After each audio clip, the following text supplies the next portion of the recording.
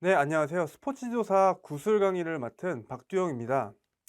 네, 이번 강의 같은 경우에는 스포츠 지도사 구술에 대한 합격 팁부터 시작해서 스포츠 지도사 구술까지 합격하기 위한 각종의 그런 내용들을 좀 교육을 할 건데요.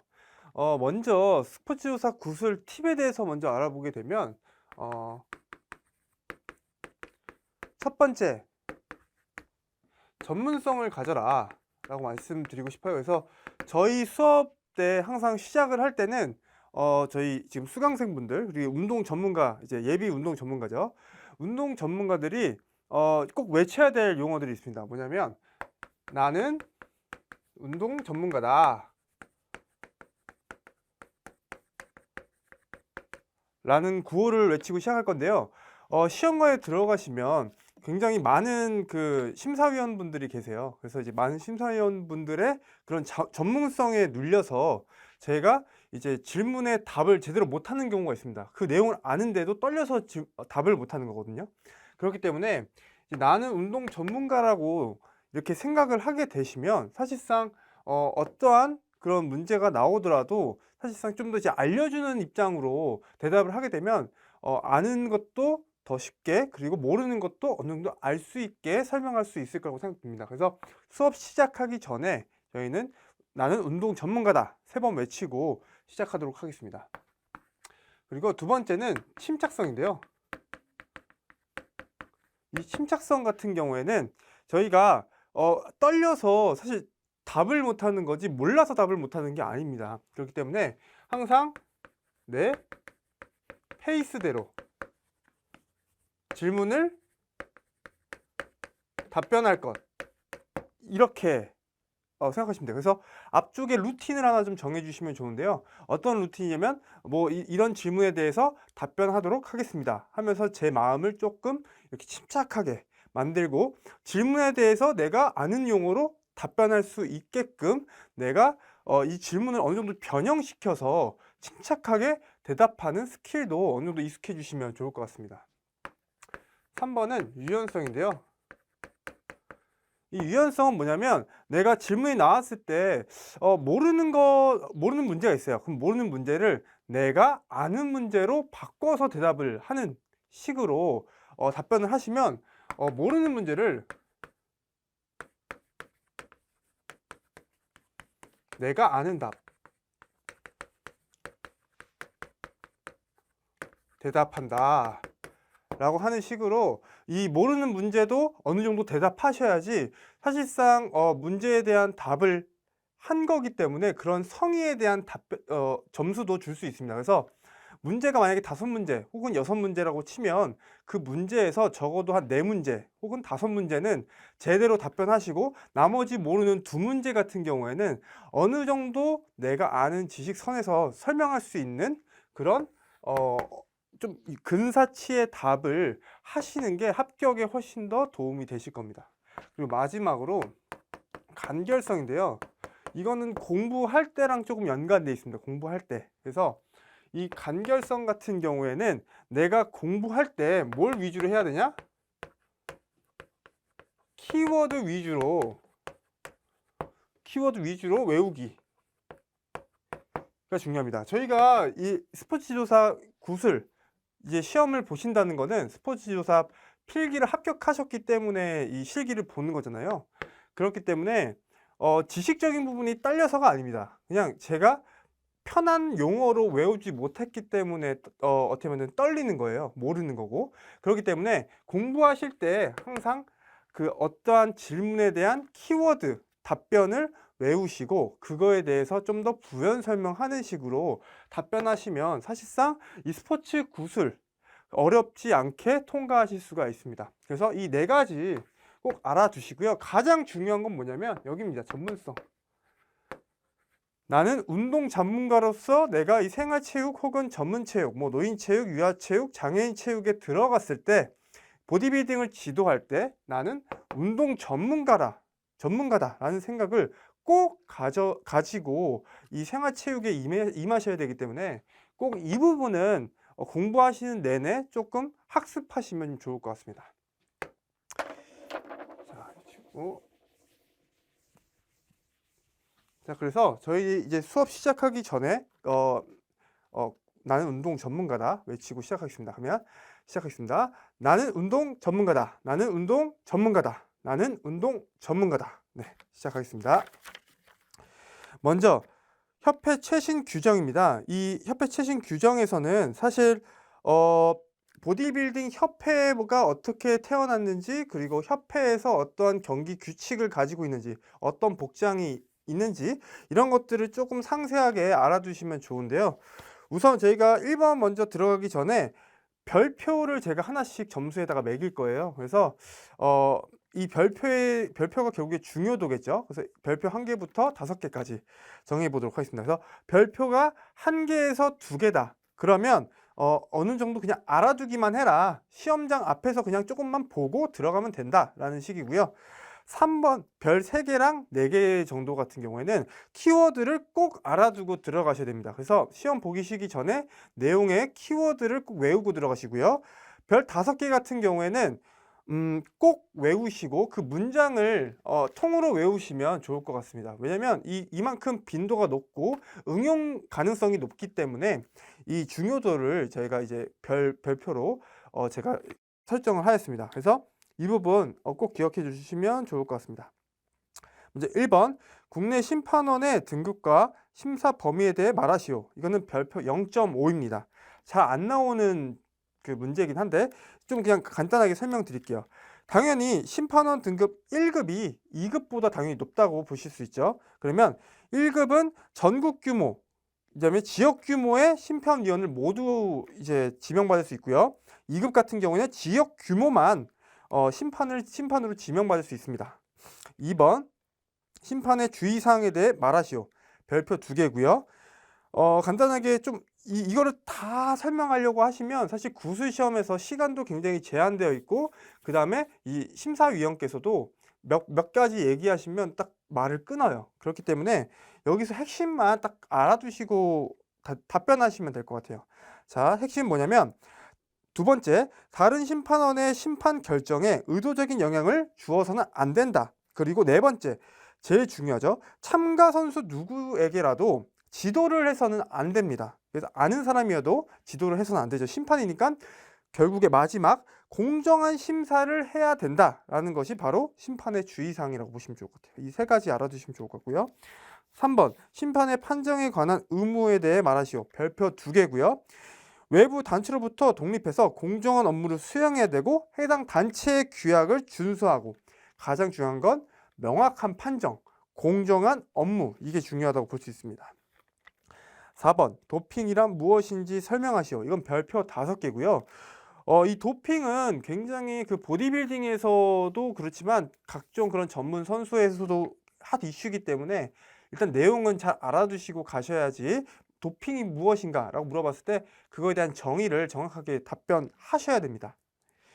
자, 도핑이란 운동선수가 경기 능력을, 이게 키워드예요. 경기 능력을 일시적으로 높이기 위해 혹은 내가 이 경기에서 승리하기 위해서 호르몬제, 예를 들어 테스토스테론이라고 하는 남성 호르몬 있죠. 그거는 동화작용을 촉진하는 호르몬이죠. 그럼 근육량이 확 늘어나서 사실 공정한 경기를 할 수가 없습니다. 근육을 비교하는 경기에서는. 그리고 신경 안정제, 이거는 뭐 양궁 같은 거죠. 양궁은 호흡을 멈추고 마음을 평온하게 해야 되는 스포츠이기 때문에 이때 이 베타 차단제라고 하는 심박수를 감소시켜주는 안정제가 있고요. 그리고 흥분제 같은 경우에는 암페타민, 뭐 코카인과 같은 몸에 있어서 이런 흥분 작용을 촉진하는 이제 기민성을 높여서, 그래서 막 굉장히 막 엄청 그 활발하게 운동할 수 있는 그런 약물 등을 사용해서 경기력을 일시적으로 증가시키거나 아니면 승리를 하기 위한 목적으로 이거를 복용하는 것을 얘기합니다. 그리고 5번 도핑 면책 사유라고 해서 예를 들어 스테로이드를 맞아도 되는 이유 3가지를 말하시오. 이거 예를 들은 거죠. 자, 이 면책 사유의 3가지는 건강상의 심각한 손상, 그러니까 예를 들어 그냥 심박수가 굉장히 높은, 그리고 심장 질환의 위험이 있는 사람들은 이러한 그 베타 차단제라고 하는 심박수를 낮춰주는 그러한 이제 안정제를 맞을 수도 있어요. 근데 이제 만약에 양궁 선수 같은 경우에는 이걸 안 맞으면 이거 맞으면은 도핑에 걸리고 하지만 안 맞으면 내가 죽을 것 같으면 사실 이거는 맞아야겠죠. 자, 두 번째는 경기 약물 외 치료제가 없을 때. 그리고 세 번, 약물이 건강 회복 이외에 경기력 향상에 효과가 없을 때. 예를 들어 제가 베타차단제를 맞고 양궁을 참여했을 때는 어느 정도 도핑에 대한 의혹이나 혹은 이 사람이 경기력을 높이려고 맞았다라고 생각할 수 있지만 만약에 뭐 육상 같은 경우 굉장히 뭐 기민성이 높아야 되고 활발해야 해야 되는 스포츠에서 제가 그걸 맞았다고 해서 도움이 되진 않잖아요. 그렇기 때문에 이런 부분도 약간 면책 사유가 될 수 있다. 자, 6번. 그러니까 5번 별표 얘기 안 했죠? 5번 별표는 3개입니다. 6번. 도핑 방지 규정 위반의 구성 요소 3가지 이상이라고 했으면 딱 3가지만 얘기하시면 좋을 것 같아요. 알아서 딱 심사위원이 끊을 거예요. 그만 딱 끊으시면 되니까 딱 3가지만 딱 얘기하시면 될 것 같아요. 별표 5개고요. 간단하게 얘기해서 내가 선수라고 했을 때 선수가 시료라고 하는 부분은 혈액 혹은 소변과 같은 샘플을 얘기합니다. 그 시료 내에 금지 약물에 대한 그런 어떠한 여지가 있는 경우, 그리고 그걸 사용 혹은 사용을 시도하려고 했던 것, 그리고 내가 시료라고 하는 그 혈액과 소변 채취를 요구했는데 그거에 대해서 거부했을 경우, 이렇게 3가지로 알아두시면 될 것 같아요. 그리고 또 이게 조금 그 웃긴 거 혹은 신기한 건데, 소재지 정보를 제대로 기입하지 않았을 때도 이런 도핑 방지 규정 위반을 했다라고 볼 수 있습니다. 이거는 내가 도핑을 검사하려는 것을 피하기 위해서 소재지, 그러니까 내가 사는 곳을 잘못 밝힌 거라고 판단을 한다고 이야기하더라고요. 자, 그래서 6번 꼭 어느 정도는 좀 알아두시면 좋을 것 같아요. 7번. 치료 목적 사용 면책, 그 TUE라고 하는 부분의 신청 방법을 말하시오. 이거는 별표 2개고요. 굉장히 막 복잡해요. 뭐 대상 약물 뭐 복용 금지 시기, 뭐 의사 뭐 이렇게 쭉 나오고, 뭐 TUE 판정서, 뭐 승인 여부 뭐 이렇게 얘기하는데, 간단하게 얘기해서 이 복용 약물에 대한 금지 시기를 확인하고, 그다음에 대회 시작하기 한 달 전에 TUE, 그러니까 치료 목적 사용 면책을 신청해서 그거를 이제 의사에 대한 진단서를 제출하면 TUE에 대한 판정서가 발급이 됩니다. 이 발급한 거를 도핑 검사관에게 제시한다. 이렇게만 알아주시면 좋을 것 같아요. 그냥 좀 간단하게. 그래서 1번, 2번, 그 다음에 4번, 7번 이렇게까지만 순서를 외워주시면 조금 더 쉽게 설명할 수 있습니다. 별표 2개고요. 8번, 의도하지 않는 도핑에 대해 말하시오. 굉장히 길게 되어 있는데 사실 이거는 별표 2개 정도고요. 핵심만 조금 알아두시고 가시면 좋을 것 같아요. 말 그대로 의도하지 않는 도핑이니까 내가 경기력 향상을 위해 약물을 맞은 게 의도한 게 아니었다 라고 하는 게 바로 그 정의고요. 근데 내가 그렇게 얘기했다고 해서 사실 이거에 대해서 면책받기가 어렵습니다. 왜냐면 고의적으로 한 건 아니지만 내가 이거 약물을 사용한 거는 사실이고 경기에 어느 정도 영향을 미쳤다면 사실상 이거는 질책을 받아야겠죠. 그렇기 때문에 고의성과 무관하게 세계 도핑 방지 기구는 엄격한 책임 원칙에 의거해서 결론적으로는 어떻게 보면 그 메달이나 혹은 뒷장에 넘겨서 메달이나 점수, 포상, 경기 기록 등에 내가 취득한 모든 것을 몰수당한다 라고 알아두시면 좋을 것 같아요. 그리고 정말 예외적으로 이러한 부분이 좀 그 감경받을 수 있다고 하는데, 사실상 좀 말이 안 되는 게, 여기 예시를 보시면 적절하게 주의를 기울였는데 타 선수가 그거를 이제 견제하기 위해서 약물을 뭐 탔다. 이거는 좀 검증하기 어려운 부분이기 때문에 굉장히 예외적인 상황이다까지 알아두시면 좋을 것 같아요. 9번, 도핑 관리, 도핑 검사에 대한 순서 11단계가 있는데 이것도 똑같이 별표 1개인데 다 외울 필요가 없어요. 그러면 간단하게만 딱 핵심만 보도록 하겠습니다. 검사 대상자를 선정해서 대상 선수에게 문자나 전화로 통보가 오게 됩니다. 그러면 오게 됐을 때 이 선수가 검사실로 이동해서 시료라고 하는 혈액과 소변을 채취한 다음에 도핑 검사서를 작성한다. 딱 끝. 시료 분석은 이제 어차피 그쪽에서 하는 거니까. 그래서 1번, 2번, 3번, 6번, 그 다음에 마지막 시료 분석까지 딱 이렇게 알아두시면 될 것 같아요. 자, 별표 1개고요. 10번, 도핑 방지 규정 위반 과징금. 이거는 별표 1개고 이걸 다 알아두실 필요는 없고 간단하게 요약만 해주시면 됩니다. 보시면 도핑 방지 규정 위반을 3번까지 할 수가 있는데 첫 번째, 두 번째, 세 번째로 증가할수록 과징금이 점차 증가한다. 이게 첫 번째. 두 번째는 학생부, 일반부, 전국대회 순으로 과징금이 높고 그 징계가 더 높아진다라고 보시면 좋을 것 같고요. 그리고 핵심은 첫 번째, 두 번째 위반 같은 경우에는 어느 정도의 자격 정지 기간이 있는데 세 번째 위반을 했을 때는 영구 정지 혹은 퇴출을 당할 수 있다. 이렇게 3가지까지만 외워주시면 될 것 같아요. 별표 1개고요. 11번 자격 정지 기간이 끝난 후에 재등록 규정 별표 1개고요. 이거는 복귀 신청 시에 복귀를 위한 검사, 교육, 과징금 납부 등에 대한 조건을 충족하기 위해서 선수 등록을 해야 된다까지만 알아두시면 될 것 같아요. 12번. 이 부분은 좀 보디빌딩과 좀 밀접하게 이제 연관되어 있는 부분이기 때문에 조금 중요도가 높아집니다. 인공 피부약 프로탄과 컬러링에 대해 말하시오. 이건 별표 4개고요. 꽤 자주 출제됩니다. 컬러링 같은 경우에는. 일단 컬러링에 대한 정의는 무대에서 돋보이기 위해서 자연 태닝 혹은 기계 태닝을 통해서 몸의 색깔을 어둡게, 그래서 이제 몸을 음영을 좀 더 두드러지게 해서 근육이 좀 더 도드라지게 나타나게끔 하는 방법을 얘기합니다. 그래서 이 인공 피부약 프로탄은 이제 태닝과 좀 다르게 조금 몸에 그러한 그 꺼멓게 하는 물질을 발라서 좀 더 음영을 돋게 하는 보조제라고 보면 좋을 것 같아요. 자, 이 프로탄 같은 경우에는 24시간 전, 대회 24시간 전에 발라야 되고 5일은 허용하지만 과다 사용은 금한다까지 알아두시면 좋을 것 같습니다. 여기 밑에 보면 경기 당일에 핫스타프라고 하는 약간 혈관을 조금 촉진, 몸을 약간 뜨겁게 하는 로션을 발라서 몸이 약간 혈관이 확 도드라지게 하는 그런 것도 있는데 사실상 금지하고 있는 물질이지만 다들 바른다고 볼 수 있어요. 예. 이러면 안 되지만 자, 핫스타프, 그다음에 광택이 있는 무색 오일, 펄이 들어간 컬러 크림, 지워질 수 있는 탄 브론저는 사용할 수 없다. 적발하면 이제 출전 불가 요인이 된다까지만 알아두시면 될 것 같아요. 13번 경기인 등록 기간, 이건 별표 1개고요. 간단하게 기존 선수 같은 경우에는 매년 4월 10일 이전에 하면 되고요. 신인 선수, 신설팀, 동호인 선수, 지도자, 심판 뭐 이런 사람들은 수시 등록이 가능하다까지만 알아두시면 될 것 같아요. 그리고 전문 선수와 동호인 선수에 대해 말하시오. 14번 별표 1개고요. 전문 선수는 말 그대로 프로 선수, 그리고 동호인 선수는 아마추어 선수라고 보면 될 것 같은데 이 전문 선수 같은 경우에는 협회에 등록이 되어 있고 돈을 받으면서 운동을 하는 사람을 얘기합니다. 그리고 동호인 선수는 동호회 협회에 가입돼 있고 그 이제 생활체육을 즐기려고 하는 약간 흥미 위주의 스포츠를 참여한다라고 비교해 주시면 될 것 같아요.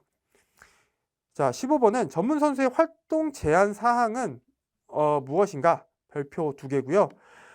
전문 선수는 전문 선수로 등록되면 전문 선수로 등록된 대회만 나갈 수 있고요. 이 두 번째, 세 번째는 간단하게 요약하자면 협회가 인정한 그리고 승인한 대회나 그리고 행사에만 참가할 수 있다 정도까지만 알아두시면 될 것 같아요.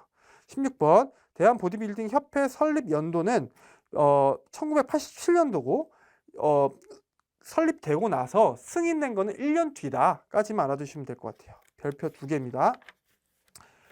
자, 그리고 17번부터는 이제 종목인데요. 종목 소개는 조금 문제가 나올 수 있는데 사실 저희가 대회를 안 나갔던 분들, 저도 나가보지는 않았지만 안 나갔던 분들은 굉장히 좀 어려울 수 있어요. 그래서 조금 쉽게 그리고 내가 이해할 수 있는 범위까지만 딱 이해해서 답변하는 게 가장 좋은 고득점 방법이라고 볼 수 있습니다. 자, 17번 보디빌딩 복장 규정 남녀에 대해서 말하시오. 자, 이거는 좀 설명을 좀 도와드릴 건데요. 먼저 남자 같은 경우에는 그 보디빌딩이라고 했던 건 처음 있죠. 그 보디빌딩은 현대 보디빌딩이라고 보면 돼요. 그래서 현대 보디빌딩은 약간 그 약물이나 이런 것들의 그 이제 크기나 이런 것들이 좀 더 중시되기 때문에 크기 굉장히 중요하죠. 자, 근데 클래식 보디빌딩은 남성미를 조금 혹은 대칭미를 조금 더 보여주는 그 예전의 그 보디빌딩이기 때문에 앞에 클래식이라는 말이 붙습니다. 그래서 클래식 보디빌딩, 뒤에는 피지크라고 하는 약간의 그 이제 어느 정도 남성미나 그리고 약간 선명도 같은 거를 좀 중요시하는 보디빌딩이라고 볼 수 있어요. 그래서 이 남자부터 일단 비교를 하자면 남자 보디빌딩 같은 경우에는 두 가지, 이 현대 보디빌딩, 클래식 보디빌딩 모두 그 이제 그 트렁크라고 하지만 사실 팬티 형태예요. 팬티 형태. 그래서 앞에서 보시면 이런 팬티 형태를 입으시고, 이 피지크 같은 경우에는 이 반바지를 입습니다. 그래서 이때 다 둘 다 색깔은 다 투명한 색깔이 아닌 단색의 옷을 입어야 되고, 피지크 같은 경우에는 뭐 색깔이 조금 무늬가 있어도 상관없지만 그냥 단색이라고 그냥 말씀해 주시면 될 것 같고요. 그리고 이 트렁크 같은 경우에는 뒷면이 되게 중요한데, 이 엉덩이가 있을 거잖아요.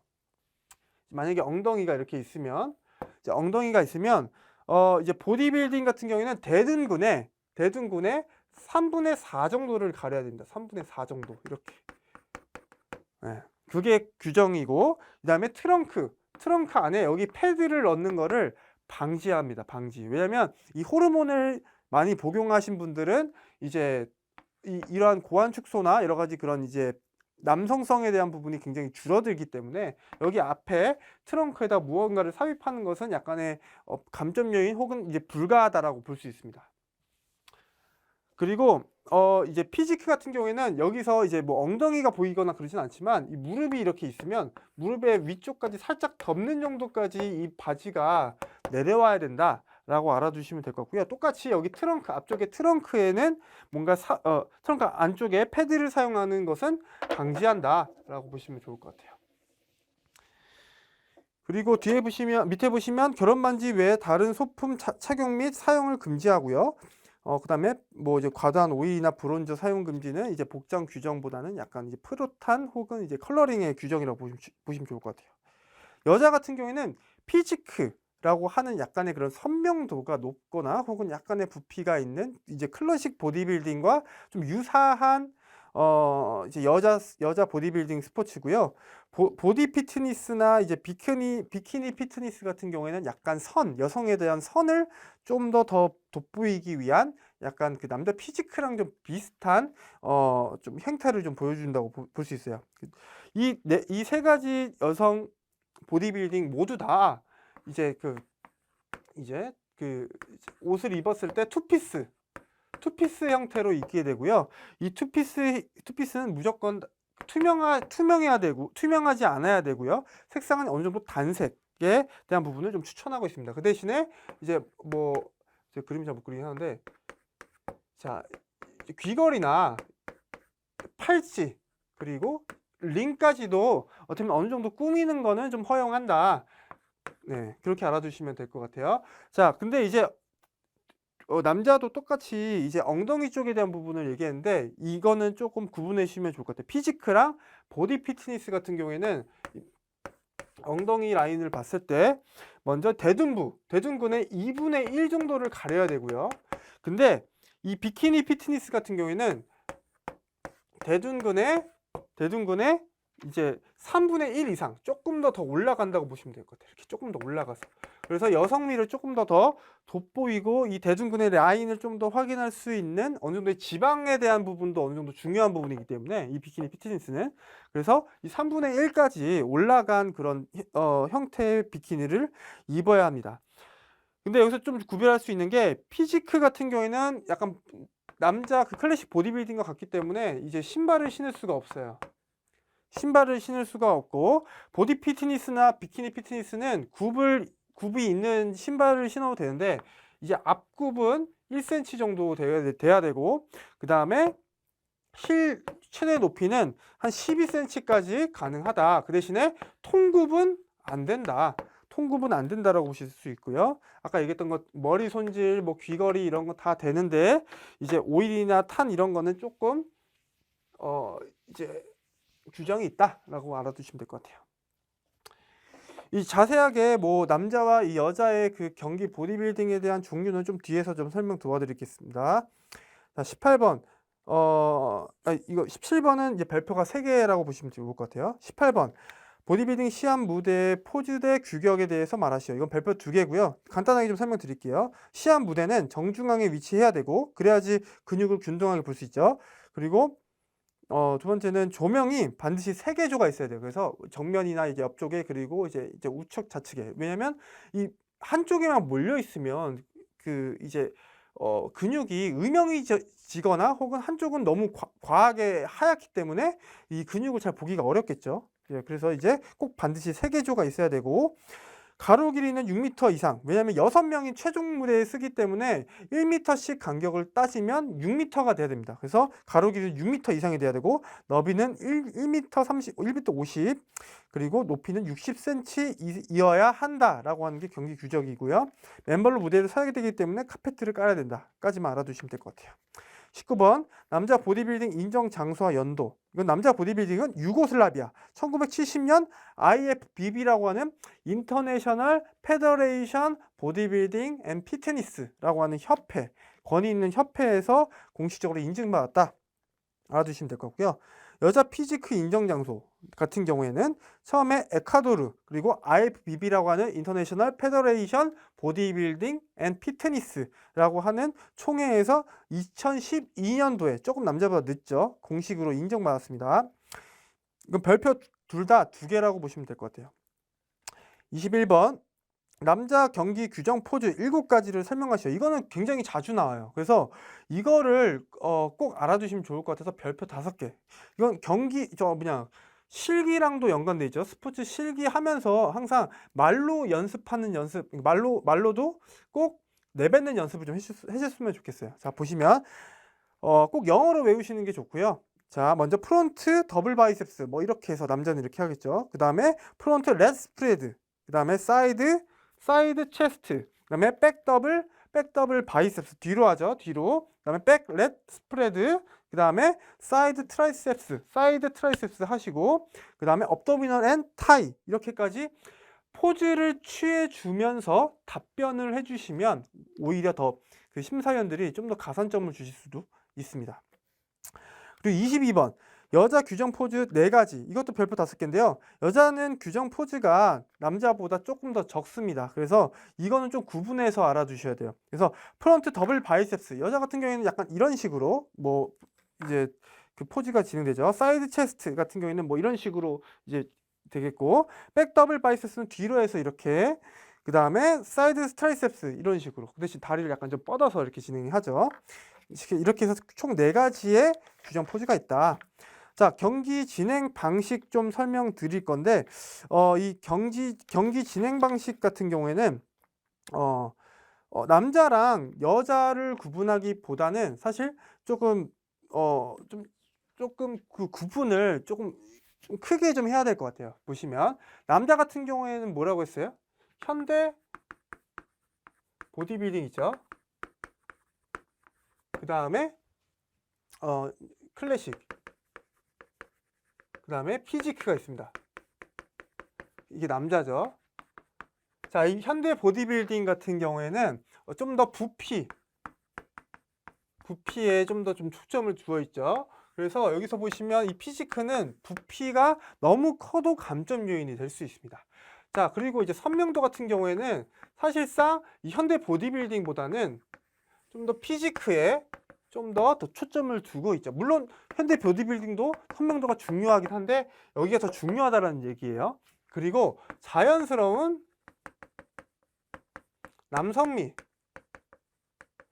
남성미에 대한 부분은 사실상 현대 보디빌딩이 조금 더 너무 크게 돼 있죠. 이 피지크는 이 남성미를 굉장히 많이 추구하는 스포츠라고 보시면 좋을 것 같습니다. 이 클래식 보디빌딩은 조금 계속 중간이죠. 이 중간 형태인데 어디에서 좀 구분할 수 있는지 좀 이따 설명드려 드릴게요. 여자 같은 경우에는 피지크가 있고, 그 다음에 바디 피트니스, 그 다음에 비키니, 네, 이렇게 있겠죠. 자, 그러면 여기서 똑같이 이 피지크는 약간 부피보다는 여성분들은 좀 선명도에 좀 더 초점을 두고 있다고 보면 돼요. 선명도에 좀 더 초점을 두고 있고요. 선명도에 초점을 두고 있고, 그 다음에 비키니 같은 게 너무 선명해도 안 된다라는 뜻입니다. 그리고 중요한 건 여기 자연스러운 여성미 같은 경우에는 피지크는 좀 더 그 클래식이랑 좀 가깝다고 얘기했잖아요. 그렇기 때문에 이 비키니 같은 경우에는 자연스러운 여성미를 가장 뽐낼 수 있는 그런 이제 보디빌딩이다. 그러면 바디 피트니스랑 클래식은 어떻게 구분하느냐? 이거는 보셨을 때 이건 대칭미, 가장 몸에 있어서 대칭이 얼마롭게 약간 조화롭게 잘 되어 있느냐를 가장 강조하는 부분이 이 가운데에 있는 이 클래식 보디빌딩과 바디 피트니스라는 부분이라고 좀 알아두시면 좋을 것 같고요. 사실 좀 더 그 구분을 좀 도와드리면 이렇게 피지크는 약간 클래식 룰을 좀 따르고 있고 바디 피트니스랑 그 다음에 이제 비키니 같은 경우에는 이 피지크, 남자 피지크에 대한 룰을 따르고 있다. 룰. 경기 룰이죠, 룰. 네, 이렇게까지만 알아두시면 조금 문제 푸실 때 어렵지 않을 것 같아요. 그래서 다 설명드릴게요. 자, 남자 보디빌딩은 총 4단계, 현대 보디빌딩이죠. 4단계이고 예선부터 해서 그 제1라운드, 2라운드, 3라운드 총 4단계. 그래서 예선 라운드에서는 4개의 규정 포즈를 보는데요. 여기 있는 그 지금 보여지는 그 4개의 동작을 좀 알아두시면 좋을 것 같고요. 제1라운드에서는 4개 규정 포즈랑 그다음에 7개의 규정 포즈, 남자 7개의 규정 포즈가 있고 그다음에 제2라운드에서는 7개 규정 포즈 및 그리고 포즈 다운이라고 해서 내가 제일 잘하는 포즈를 거기서 선보이는 거예요. 그래서 마지막에 최종으로 이제 된 마지막 3라운드에서는 개인별 자유 포즈 및 개인 포즈를 60초간 이제 심사를 하는 그런 룰을 따라서 마지막에 최종 순위를 매기게 됩니다. 자, 이렇게 알아두시면 될 것 같고요. 남자 클래식 보디빌딩도 당연히 이 현대 보디빌딩이 클래식 보디빌딩에 영향을 받은 거죠. 현대 보디빌딩이 이거에 영향을 받았죠. 하지만 이거는 뭐였어요? 대칭미를 보는 거기 때문에 이 쿼터 턴이라고 해서 이제 몸을 약간 이렇게 뽐내는 그런 동작들이 있어요. 잘 보시면 예선 그 총 4단계라는 건 똑같은데 보셨을 때 제1라운드 2라운드에서 쿼터 턴이 추가됐다 정도까지만 알아주시면 돼요. 그래서 쿼터 턴에 동그라미 좀 쳐주시면 이 보디빌딩이랑 그 클래식 보디빌딩을 비교할 수 있을 것 같아요. 피지크는 먼저 남자 같은 경우에는 좀 더 자연스러운 미를 추구하는 거기 때문에 쿼터 턴과 개인별 연기를 본다. 그리고 총 3단계로 구성되어 있다까지만 알아두시면 될 것 같고요.